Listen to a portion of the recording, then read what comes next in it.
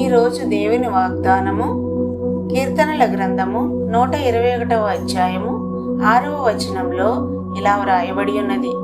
పగలు ఎండ దెబ్బ అయినను నీకు తగులదు, రాత్రి వెన్నెల దెబ్బ అయినను నీకు తగులదు. ప్రభు అయిన యేసుక్రీస్తు నామంలో మీ అందరికీ వందనములు తెలియజేసుకుంటున్నాను. ప్రియమైన దేవుని పిల్లలారా, ఈ వాక్యము దేవుని పరిరక్షణ ఎంత సంపూర్ణమైనదో మనకు గుర్తు చేస్తుంది. పగలు అయినా రాత్రి అయినా మన జీవితంలో ఎలాంటి సమయమైనా దేవుడు మన కాపలాదారు అని ఈ వాక్యం స్పష్టంగా చెబుతోంది. పగలు ఎండ అంటే కష్టాలు, పరీక్షలు, జీవన భారాలు. మనం శ్రమపడే సమయంలో, ఒత్తిడిలో ఉన్నప్పుడు, భవిష్యత్తు గురించి ఆందోళన పడుతున్నప్పుడు దేవుడు మనకు నీడగా నిలుస్తాడు.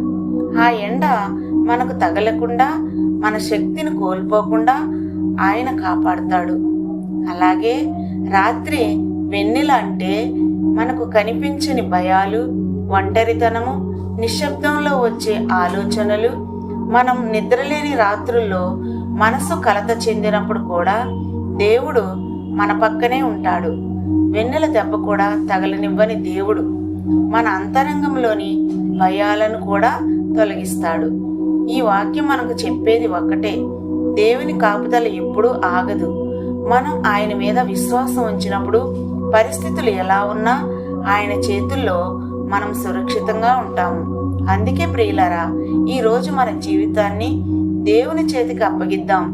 పగలైనా రాత్రైనా ఆయన మన కాపలాదారు అని నమ్ముదాం. ఆ విశ్వాసంతో ముందుకు సాగితే భయం మనలను జయించదు. దేవుని శాంతి మనతో ఉంటుంది. ఆమేన్. చిన్న ప్రార్థన చేసుకుందామండి.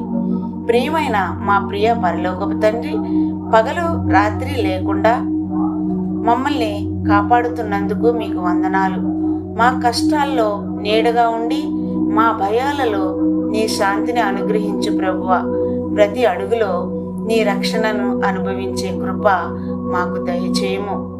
యేసుక్రీస్తు నామములో ప్రార్థన చేసి అడిగి వేడుకుంటున్నాము తండ్రి. ఆమేన్.